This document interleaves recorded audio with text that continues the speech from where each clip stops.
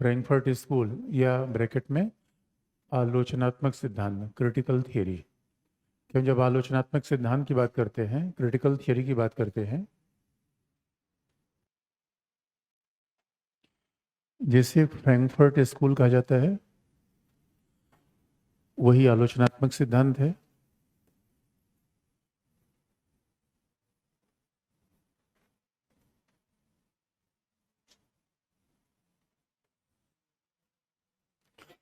और जब हम फ्रैंकफर्ट स्कूल की बात करते हैं तो जो मूल बातें इसमें आती हैं, बड़ा देखिए संदर्भ आपको बता दें, सेकेंड वर्ल्ड वॉर के बाद सारी बात हो रही थी। सेकेंड वर्ल्ड वॉर के बाद एक तरफ आपने पढ़ चुका है कि केनेथ पॉल जैसे लोग, अमेरिकन लोग ये दावा कर रहे थे कि वे राजनीति विज्ञान के अध्ययन को वैज्ञानिक बनाना चाहते हैं। उनका दावा ये था कि राजनीति विज्ञान का अध्ययन कैसा होगा, वैज्ञानिक, अनुभवात्मक, पॉजिटिविस्टिक। तो फ्रैंकफर्ट स्कूल का पहला दावा ये था कि आलोचना किसकी थी, इस दावे की आलोचना, फ्रैंकफर्ट स्कूल को आलोचनात्मक सिद्धांत क्यों कहा जाता है, इस दावे की आलोचना कि स्वाभाविक रूप में मानविकी विषय का वैज्ञानिक अध्ययन संभव नहीं है। तो उन्होंने इस पूरी मुहिम को खारिज कर दिया। उन्होंने कहा मानविकी विषय वैज्ञानिक अध्ययन कैसे संभव है, हम विचारों का अध्ययन करेंगे, मानवीय समाज का अध्ययन करेंगे, और मानवीय समाज वस्तु जैसा नहीं है, इसलिए वैज्ञानिक मानवीय विषयों का वैज्ञानिक अध्ययन, इसकी क्या किया है इन्होंने, आलोचना। इसका क्या किया है इन्होंने, खंडन। पहली बात इन्होंने ही कही।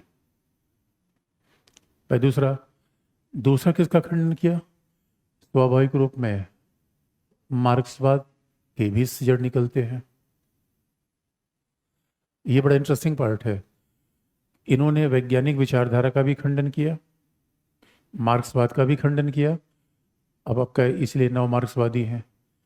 और मार्क्सवाद की इस बात का खंडन किया, आप जानते हो कि परंपरागत मार्क्सवाद की मूल समस्या क्या थी, कि वे अर्थ से ही पूरी दुनिया को समझना चाहते थे। खंडन किस बात का किया, क्योंकि फ्रैंकफर्ट स्कूल ये कुल मिला के बना था 1930 के दशक में। फ्रैंकफर्ट स्कूल जिसे हम कहते हैं वो 1930 के दशक में बना था, जिसका नाम था institute of social research.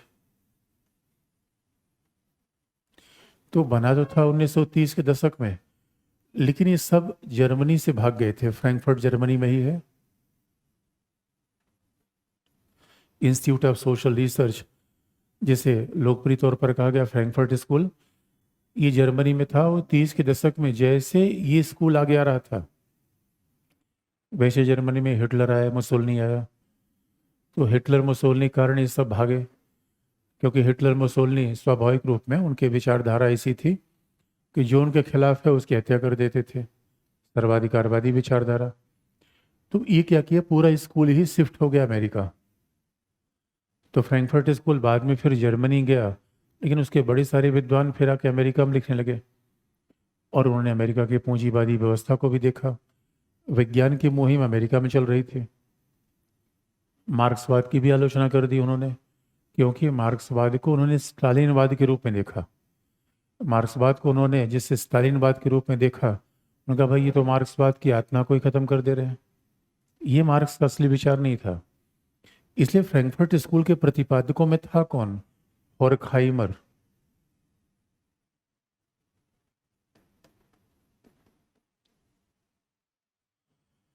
हॉर्खहाइमर, Theodore एडोर्नो,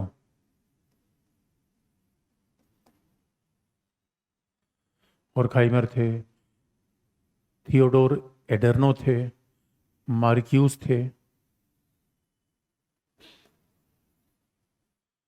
Herbert Marcus.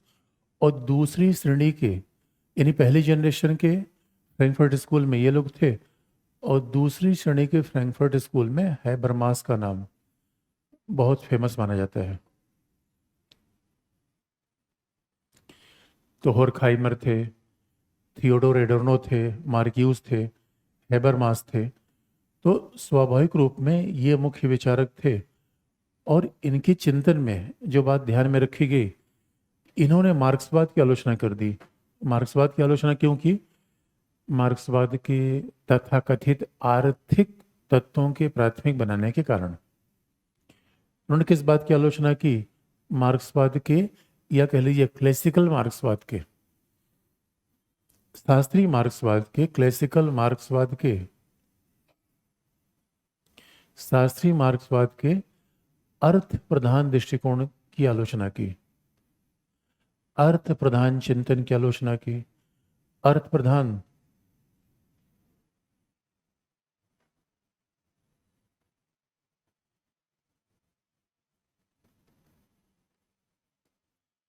यानी कुल मिलाकर मतलब इकोनॉमी को जो सेंटर माना गया, इसकी इन्होंने आलोचना की। इसे नौ मार्क्सवादी है। तो इन्होंने क्या समझा? समाज को समझने में विचार, चेतना, मनोविज्ञान, सब चीज़ों का इम्पोर्टेंस होता है। भैया पूरी दुनिया में जब हम चिंतन देखते हैं, तो अगर आप पूरी दुनिया को इकोनॉमी से ही समझना चाहते हैं, तो ग्लोबलाइजेशन के दौर में आप देखिए, अगर आपको लगता है कि पूंजीवादी व्यवस्था को आप केवल इकोनॉमी समझ लेंगे, बात सही नहीं पड़ेगी। आप अगर पूंजीवादी व्यवस्था को समझना है तो अर्थ प्रधान चिंतन के बजाय किसको देखें? मनोविज्ञान को, विचारधारा को, कल्चर को। तो आपको देखना पड़ेगा मनोविज्ञान, विचार, संस्कृति, मनोविज्ञान, विचार, संस्कृत, धर्म, इन सब चीज़ों को आपको चिंतन के केंद्र में लाना पड़ेगा, केवल अर्थ प्रधान चिंतन नहीं। इस वजह से मार्क्सवाद की, इसलिए तो नौ मार्क्सवादी हैं, नौ मार्क्सवादी हैं। और इन्होंने दावा भी किया कि देखिए हमारा सरोकार किसी विचारधारा विशेष से नहीं है, और स्वाभाविक रूप में क्रिटिकल क्यों है? पूंजीवाद के आलोचक है। तो बड़ा इंटरेस्टिंग पार्ट है, इन्होंने लगभग सभी परंपरागत धारणाओं को अस्वीकार कर दिया। और क्रिटिकल स्कूल स्वाभाविक रूप में, क्योंकि ये कहीं न कहीं कांट के विचारों से, हीगल के विचारों से प्रभावित है, फ्राइड के मनोविज्ञान से प्रभावित है। आप याद रखिए, अगर मार्क्स के चिंतन को हम मान भी लें कि इकोनॉमी सेंटर में आती है, इकोनॉमी से ही पूरी समाज की व्याख्या होती है, तो सवाल है कि मैक्स वेबर ने इसका ठीक उल्टा कहा है। मैक्स वेबर से पूछा गया समाज का विकास कैसे होता है, तो उन्होंने कहा इसके पीछे धर्म बहुत बड़ा कारण है, इसके पीछे मूल कारण धर्म है। मैक्स वेबर जर्मनी थे। मार्क्स कह रहे हैं समाज को समझने के लिए अर्थव्यवस्था की आवश्यकता है, मैक्स वेबर कह रहे हैं धर्म की आवश्यकता है। और इसलिए मानव आजकल सही में पूरे मानवीय के विषय में कभी कोई मानव को ही नहीं समझ पाया। तो मानव को नहीं समझ पाए तो इस बारे मतभेद अपने आप बार बार होते रहते हैं। फ्राइड से पूछा गया कि मानव का संचालन कैसे होता है, अब मार्क्स कहेगा मानव का संचालन इकोनॉमी से होता है। फ्राइड का तर्क है कि मानव का संचालन कैसे होता है? मनोविज्ञान से, मन स्थिति से। तो मानव को संचालित करने वाले जो मन स्थिति है, उसमें सुपर ईगो है, इड है। और फिर फ्राइड ने निष्कर्ष निकाला कि हमारे यहाँ आक्रामकता यानी एग्रेशन और सेक्स मानव जीवन को संचालित करते हैं, इकोनॉमी कहीं संचालित करती नहीं। हीगल से पूछा गया तो उन्होंने कहा नहीं, ये ईश्वरीय चेतना के हम छोटे से भाग हैं, हम ईश्वरीय चेतना के छोटे से भाग हैं, वही हमारे जीवन को संचालित करता रहता है। यही मानव के विषय खास बात है। जब मानव को समझने में इतने सारे स्कूल हैं और आज तक कोई मानव को समझ नहीं पाया। बाद में चल के हर्नाल्ड से पूछा गया, जर्मन फिलोसफर थी, उनका मानव क्या है? उनका जब जिस दिन इस बात का उत्तर मिल जाएगा मैं आपको बता दूंगी। उनका मैं भी खोज ही रही हूँ कि मानव क्या है। आपको लगता नहीं बड़े सारे लोग सत्य के मार्ग पे चल चुके हैं, आज तक सत्य मार्ग पे पहुंच नहीं पाए। अब वो कहाँ सत्य मार्ग जाता है पता नहीं चल पा रहा है। मानव है क्या? यही तो सबसे बड़ा यक्ष प्रश्न है मानव के विषय का। पार्टिकल की जांच तो 2 मिनट में मैं कर दूंगा। इसलिए मानव जरा सोच के देखे, कितना अद्भुत है, कितना अजूबा है। आप हैं क्या, इसका कोई उत्तर दे ही नहीं पाता, और आप बिला वजह जन्म कुंडली बना के घूमते हो कि हमारी जीवन की यात्रा बस यहीं तक है। आप क्या हैं तो आप ही नहीं समझ पा रहे हैं। और आप मानव जीवन को समझने का सब व्यक्ति का तरीका अलग अलग है। और मानव जीवन की कुंजी कहाँ मिलेगी? जीने में। खुद रोज जीजिए, रोज नए नए अनुभव करिए, और जब नया नया अनुभव होगा तो आपको लगेगा कि यार ऐसा भी जीवन में होता है, जो हमने 10 साल पहले सोचा ही नहीं था। इस वजह से ये कहा गया कि इन्होंने पूंजीवादी विचारधारा का बड़ा विरोध किया। और पूंजीवादी विचारधारा ने बढ़ाया क्या कि समाज की समस्याओं का, हर समस्या का समाधान कैसे होगा? यांत्रिकी तरीके से, मैकेनिकल तरीके से। इन्होंने कह दिया कि हम समाज की समस्याओं का समाधान कैसे करेंगे? मैकेनिकल तरीके से, इंस्ट्रूमेंट। अब स्वाभाविक रूप में पूंजीवाद ने यही बात तो बताने का प्रयास किया कि समाज में कोई विचारधारा का मसला ही नहीं है, समाज को हम प्रशासन के तरीके से चलाएंगे, इंस्ट्रूमेंट जैसा चलाएंगे। तो क्रिटिकल थियरिस्ट ने सभी चीज़ों की आलोचना कर दी। मानव को वस्तु जैसा न समझा जाए, इसकी आलोचना कर दी। मार्क्स से परंपरागत नजरिए की आलोचना कर दी। और इन्होंने, इसलिए क्रिटिकल थिंकिंग का मतलब है, इनका कहना था कि हमारी शुरुआत किसी विचारधारा से नहीं है, और हमारी शुरुआत क्या है? मानव के इमेनिसिपेशन। तो आप कहेंगे क्रिटिकल स्कूल का मूल पर्पस क्या था? वो तो थोड़ा थोड़ा मार्क्स जैसा था। क्रिटिकल स्कूल का मूल पर्पस अगर आप देखेंगे कि क्रिटिकल स्कूल का मूल उद्देश्य, फिर आप कहेंगे जब ये सबकी आलोचना ही कर रहे हैं, इनका भी कोई पर्पस रहा होगा या नहीं? तो इनका पर्पस था, इनका पर्पस क्या था? मानवता के मुक्ति, लिबरेशन। इनका मूल पर्पस क्या था? लिबरेशन, कि मानवता को मुक्त किया जाए, और इमेनिसिपेशन, उसका उत्थान किया जाए। याद रखिए, मुक्ति और लिबर्टी में फर्क होता है। इनका फ्रैंकफर्ट स्कूल का मूल उद्देश्य क्या था? मानवता का उत्थान, इमेनिसिपेशन।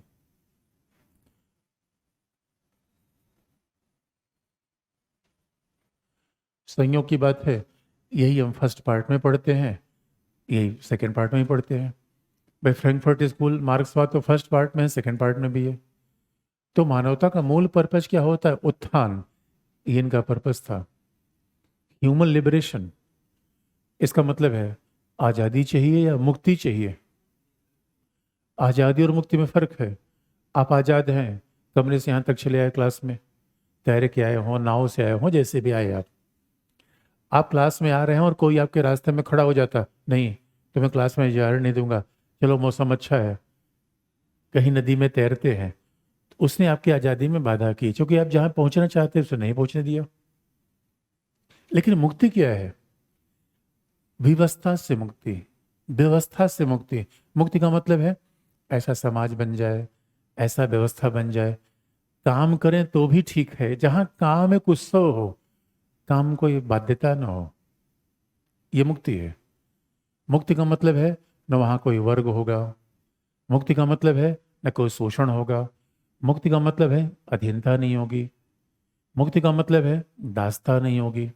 और सच में मायने में मानव मुक्त नहीं हो पा रहा है। कहीं मशीन ने उसको बांध लिया, कहीं समाज ने, कहीं ईश्वर ने, कहीं राजा ने। आज तो मानव के बहुत बड़े बंधन का कारण क्या है? सामाजिक व्यवस्था। इसलिए कहीं कहीं नव मार्क्सवादी क्रिटिकल स्कूल के साथ जुड़ जाते हैं। मार्क्स का मूल पर्पस क्या था? लिबरेशन। मार्क्स का मूल पर्पस क्या था? इमेनिसिपेशन। तो इमेनिसिपेशन किसका करेंगे? समाज के वंचित वर्गों का या प्रभावशाली वर्गों का? वंचित वर्गों का। इमेनिसिपेशन। और क्या है? लिबरेशन। और सही मायने में लिबरेशन के साथ इमेनिसिपेशन अपने आप हो जाएगा। तो सवाल यह है, अब इसी बात को आईआर में अप्लाई कर दीजिए। इसी बात को आईआर में अप्लाई कर कैसे करेंगे? इमेनिसिपेशन किसका होना चाहिए? पूरी मानवता का। इमेनिसिपेशन मानवता का हो, वर्ग का हो या राष्ट्र का हो, शब्दों पर ध्यान दीजिए। इमेनिसिपेशन किसका? अब आप फिर यही बात देखेंगे। अगर हम फ्रैंकफर्ट स्कूल की बात करें, इतनी बात स्पष्ट हो गई कि फ्रैंकफर्ट स्कूल आया कहाँ से। मैं सोच रहा था इसको फर्स्ट पार्ट में बताऊंगा, यहाँ पे स्किप करूंगा, लेकिन कल किसी ने पूछ लिया। इसका सीधा सा मतलब है कि मानवता की मुक्ति कैसे की जाए, मानवता का इमेनिसिपेशन कैसे किया जाए। इसलिए आईआर में इसी बात को अप्लाई कर दीजिए। यहाँ तक तो क्रिटिकल थियरी चाहे फर्स्ट पार्ट में यूज करिए चाहे सेकंड पार्ट में यूज करिए, एक ही बात है। और इसलिए कहा भी जाता है क्रिटिकल थियरी ने स्वाभाविक रूप में लोकतंत्र के परंपरागत मॉडल की भी आलोचना की। इसलिए हैबरमास क्या कहते हैं, समाज की समस्याओं का समाधान अर्थ से मिलेगा या कम्युनिकेशन से मिलेगा? संचार। संवाद करिए, संचार करिए, लेकिन संवाद और संचार में मूल प्रॉब्लम कहाँ से आ रही है? पूंजीवाद से। पूंजीवाद संवाद और संचार के लिए हमें स्पेस ही नहीं छोड़ रहा है। पूंजीवाद में, पूंजीवादी व्यवस्था में व्यक्ति वस्तु जैसा बन गया है। अब पूंजीवाद में वस्तु जैसा क्यों है? रियल में मानव वो हैं जो आज की बरसात में क्लास में नहीं आए, उनका मैं बहुत सम्मान करता हूँ। देखो ये सब यंत्र हैं, वस्तु है, वस्तु है। 8:30 आ गए, ये मानव होने का मतलब है? मेरी वस्तु मानव होने का मतलब क्या है? मैंने राहुल सांकृत्यायन को पढ़ा था, अर्थात तो घुमक्कड़ जिज्ञासा। उनसे पूछा गया था जीवन का लक्ष्य क्या है? उनका लक्ष्य कुछ नहीं, यात्रा है। जीवन यात्रा है या मंजिल है?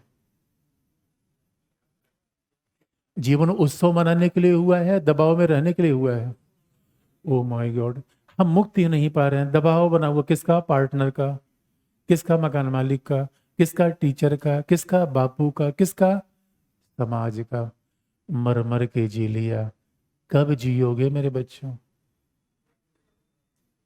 अरे इमेनिसिपेशन करो, मुक्ति तो करो। ओ माय गॉड, इसलिए मुक्ति ज्यादा जरूरी है, बंधन से आजाद होना ज्यादा जरूरी है।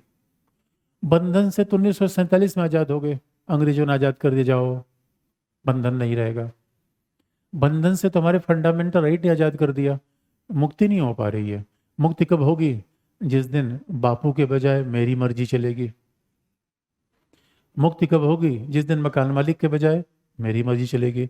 और मुक्ति कब होगी? मैं क्लास में आऊं या ना। ये मुक्ति है, इमेनिसिपेशन, महिलाओं का, बच्चों का।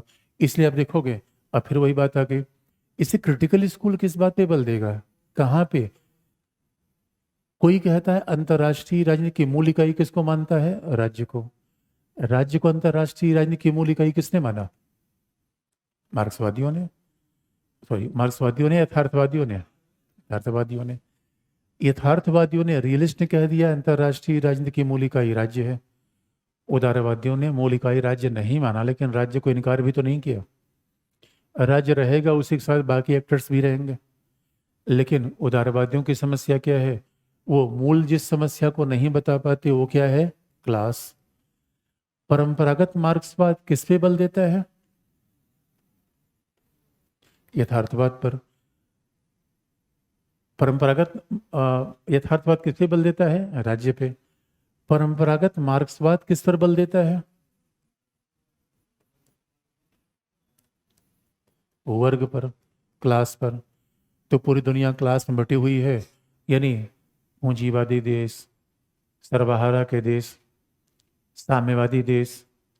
इसका मतलब है, और मार्क्स तो कहा भी करता था राष्ट्र की धारणा पूंजीपतियों की धारणा है, और इसलिए वैसा पूरी मानवता को एक करना चाहता था। इसलिए मार्क्स ने कहा कि परंपरागत मार्क्सवाद ने समाज को इकोनॉमी के आधार पर बांट लिया। लेकिन क्रिटिकल थ्योरी किसको मानता है? राज्य को नहीं, वर्ग को नहीं, मानवता को। अब इसी बात को अलग अलग तरीके हम कहते हैं वसुधैव कुटुंबकम।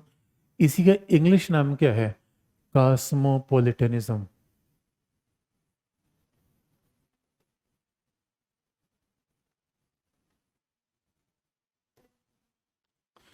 कॉस्मोपॉलिटनिज्म, जिसे हम हमारे पास, हम पूरी दुनिया ही हमारा, यानी स्वाभाविक रूप में मार्क्स भी यही चाहता था कि पूरी दुनिया में राष्ट्र राज्य की सीमाएं हट जाए,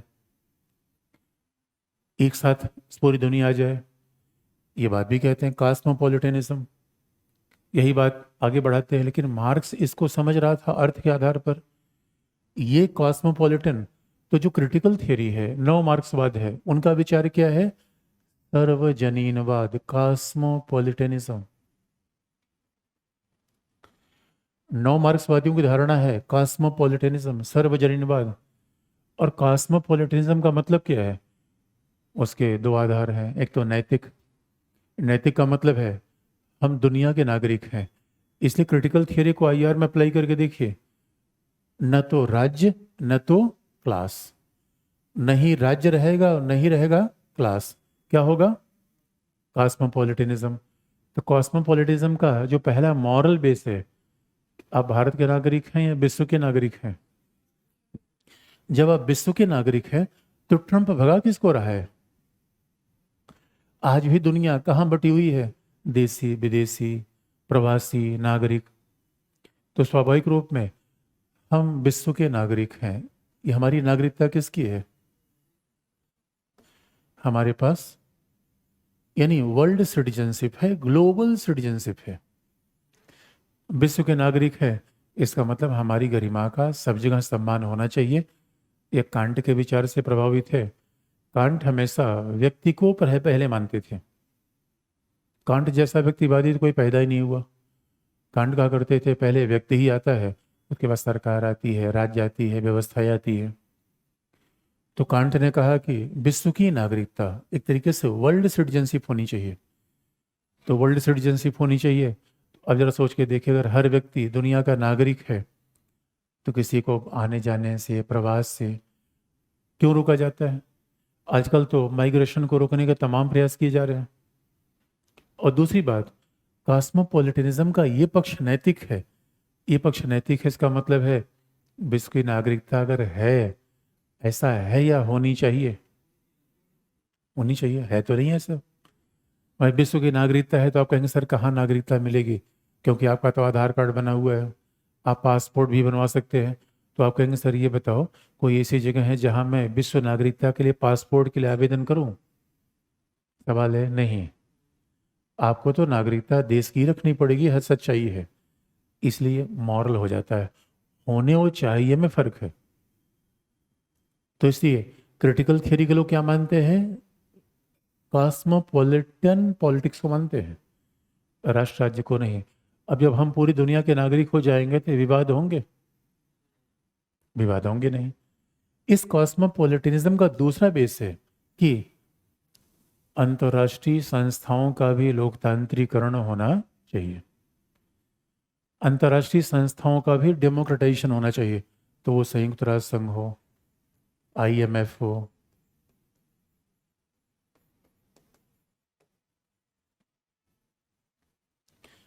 संयुक्त राष्ट्र संघ हो, आईएमएफ हो, इनका लोकतांत्रिकरण होना चाहिए। और मूलतः कॉस्मोपॉलिटिज्म का मूल पर्पज क्या है? मानवता के मुक्ति, मानवता का उत्थान। इसलिए इन लोगों ने सुरक्षा, राष्ट्रीय हित को आधार नहीं रखा। किसको आधार रखा? मानवता। इसलिए कहा भी जाता है एक शब्द होता है राष्ट्र, दूसरा है क्लास, तीसरा है मानवता, ह्यूमनिज्म या मानववाद। इन सब के मानववाद बहुत बड़ी विचारधारा है। पूरी दुनिया एक ग्लोब के रूप में है। अंतर्राष्ट्रीय संस्थाओं का लोकतांत्रिकरण कर दीजिए, आईएमएफ, वर्ल्ड बैंक। और स्वाभाविक तौर पर पूरी दुनिया में नागरिकता किसकी होनी चाहिए? विश्व की। हम विश्व के नागरिक हैं। और हमारा ध्यान किस पे होना चाहिए? फिर वही बात आ गई, हमारा ध्यान मूलतः किस पे होना चाहिए? लिबरेशन पर। हमारा ध्यान किस पर होना चाहिए? मुक्ति पर। और ये लिबरेशन, मुक्ति कैसे होगी? क्रांति से? तो स्वाभाविक रूप में नहीं, कल्चर को बदलकर, विचारधारा को बदलकर, वैज्ञानिक तथाकथित विज्ञान की बात के बजाय मानवता को केंद्र में लाकर। इसलिए स्वाभाविक तौर पर मानव यंत्र नहीं है। न तो यंत्र से मानवीय समस्या का समाधान है, न अर्थ से। मानवीय समस्या का समाधान कैसे है? नैतिकता से। मानवीय समस्या का समाधान कैसे है? उत्थान से। इसलिए उत्थान की आवश्यकता किसको है? महिला है, बच्चे हैं। यूक्रेन में सबसे ज्यादा संकट में कौन है? महिला, बच्चे। इसी मानवता का उत्थान कहाँ से खतरे में है? पर्यावरण की समस्या ग्लोबल आ रही है। हम तो केवल क्लास की बात देख रहे हैं। पर्यावरण की समस्या है, आपस में लोग लड़ रहे हैं, हथियारों का व्यापार हो रहा है। तो स्वाभाविक रूप में क्रिटिकल थियरी ने इन्हीं सब बातों को बिल्कुल सिरे से खारिज किया। और उनका सुरक्षा के नए मानक होने चाहिए। सुरक्षा जरूरी है या ह्यूमन सिक्योरिटी जरूरी है? इसलिए जिन लोगों ने क्रिटिकल थियरी को आईआर में यूज किया, उनके नाम स्वाभाविक रूप में एंड्रयू लिंकलेटर। जिन लोगों ने क्रिटिकल थियरी को आईआर में यूज किया, उनके नाम क्या है?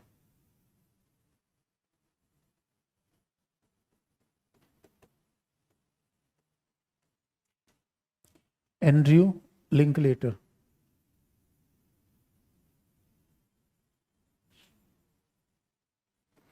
और इन्होंने इन्होंने भी वही बात कही। एंड्रयू लिंकलेटर का मूल बल क्या है? इमेनिसिपेशन, उत्थान, मानवता का उत्थान किया जाए। और सबसे बड़ी बात है, इन्होंने क्या कहा? उत्थान कैसे होगा? ह्यूमन सिक्योरिटी से।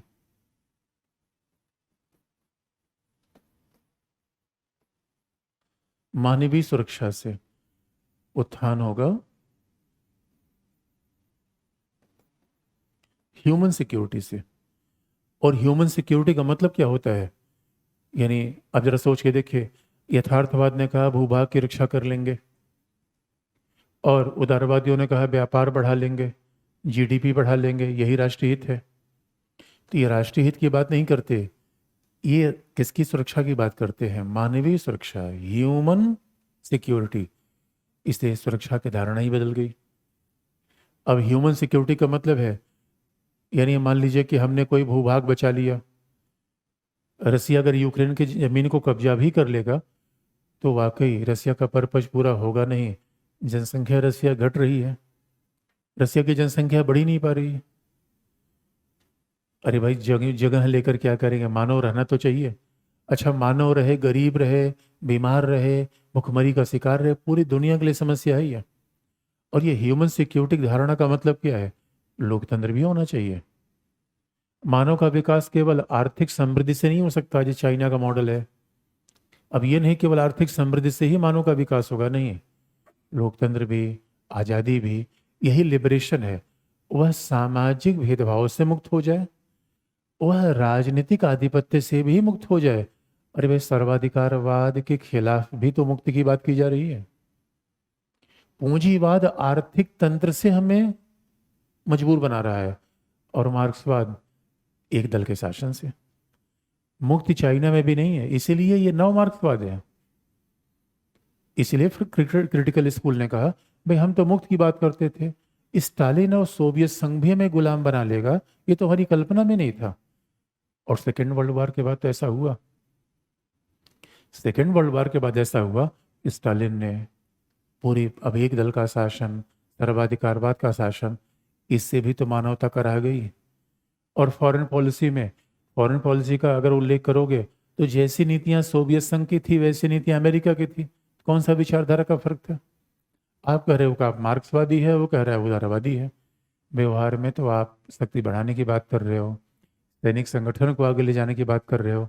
इसलिए मानवता की मुक्ति कब होगी? जिस दिन मच्छर नहीं काटेगा। देखो मुझे मच्छर काटा, कहाँ मच्छर? ये स्पॉट है भी।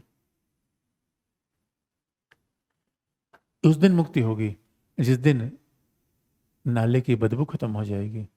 मुक्ति उस दिन होगी जिस दिन हर व्यक्ति पढ़ा लिखा होगा, बीमार कम होगा। अब जरा सोच के देखो, देखिए मच्छर कहाँ परेशान कर रहा है। इस वजह से हमें लिबरेशन चाहिए। अब आप कहोगे कि सर ये तो नैतिकतावादी बातें हैं, ये तो सब चाहिए वाली बातें हैं। आपको काफी हद तक उदारवादियों की बात याद आ रही होगी, काफी हद तक। लेकिन उदारवादियों से बहुत आगे हैं। उदारवादी अंतर्राष्ट्रीयतावाद तक जाते हैं। बात आपने ध्यान सुना? उदारवादी अंतर्राष्ट्रीयतावाद तक जाते हैं। ये कहाँ जा रहे हैं? मानवतावाद तक, ह्यूमनिज्म तक, मानवीय मुक्ति के विचार तक। अब आप कहेंगे थोड़ा सा नैतिकतावादी है तो है, और मानव का मतलब क्या है? हर कुछ आर्टिफिशियल इंटेलिजेंस से ही काम चल जाता तो फिर हमें नैतिकता पढ़ने की जरूरत नहीं पड़ती। मशीन से दुनिया चलेगी या नैतिकता से?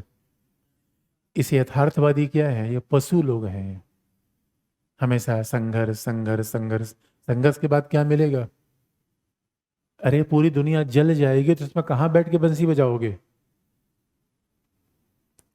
दुनिया में विजय भी मनाने के लिए कुछ लोग चाहिए। अरे भाई, विजय जुलूस निकालोगे, कुछ लोग चाहिए तो क्या आपका विजय पताका देखे?